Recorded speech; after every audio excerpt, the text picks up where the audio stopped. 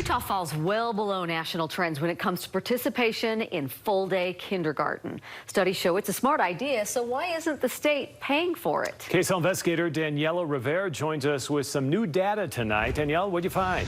Well, Mike Adini, a survey of Utah voters over the summer found parents are for it, so it's not an issue of interest, it's access. I don't even know where it came from, but brown is like the big deal at our house. At the Brower home, look what Dad found. New crayons are pretty exciting, but new brown crayons, well, those are Henry's favorite. And then I think orange became the next favorite because it's the closest to brown. Can you say mahogany? Mahogany.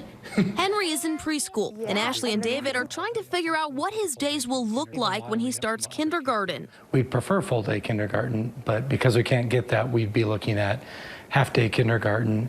Like many Utah families, full-day kindergarten isn't an option for the Browers. It's not funded by the state. So it is frustrating, especially when you kind of reflect on how we view ourselves as a state. It's very family-centered. And now they know they're not alone. David's sister, Anna Thomas, is a senior policy analyst with Voices for Utah Children. Full-day kindergarten is very popular. This summer, the organization initiated a survey taken by 1,976 Utah voters. 68% of them said they support the expansion of optional full-day kindergarten programs in all public schools throughout Utah.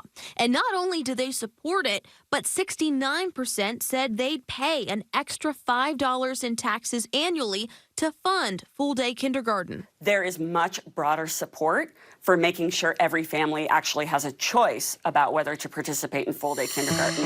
Voices for Utah Children estimates around 80% of U.S. kindergarten students take full-day classes. Compare that to Utah, and they say participation plummets to only 30%. And numerous studies show full-day kindergarten leads to significant learning advantages for students and higher test scores. Why don't we have full-day kindergarten for anyone who wants it here? That's an excellent question. Utah Republican Representative Lowry Snow chairs the House Education Committee.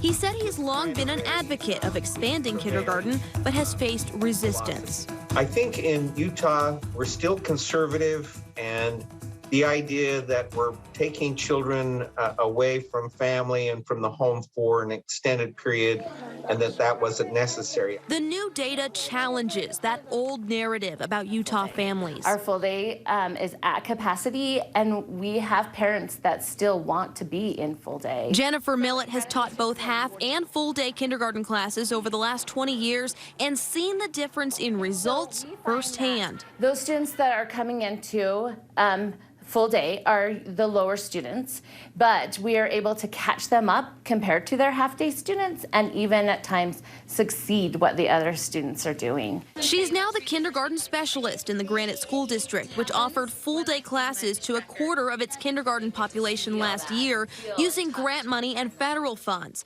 In a letter to the Utah State Board of Education, Superintendent Dr. Rich Nye wrote he believes another 2,500 kindergarten students in his district would benefit from the same services, but they have had to prioritize access to the most at-risk students. We don't have enough funding to get even the students that we currently think would qualify for it. The way things are right now, there are some at-risk kids who are falling through the cracks. Yes, and that's what we worry about. Like, you can't recognize your letters, you're not going to learn to read, right?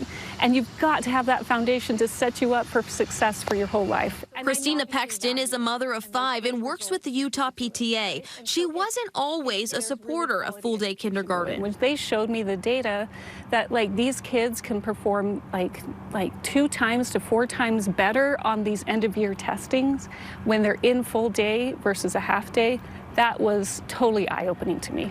Now she's joining others in calling on the state to invest in early intervention. Let's put that funding there. Let's put it where it needs to be to make that great foundation for these kids. The last big legislative push for more kindergarten funding failed in 2011. It's been 10 years. When do you think we would see another legislative effort to make full-day kindergarten accessible for anyone in Utah who wants it? I've been looking at expanding kindergarten and making it optional for all parents in the state. Why do dinosaurs love to run? Dinosaurs chase. For Henry and other students his age, Spiders, ew. Ashley believes the answer is pretty simple. Children are kind of our future, and I think we should all have an investment in that. Voices for Utah Children estimates it would cost $60 million in new funding to cover full-day kindergarten for all incoming students, but the actual cost would likely be lower because they know that not everyone would choose to participate. Mike? All right, we'll see what happens. Thanks, Daniela. Absolutely.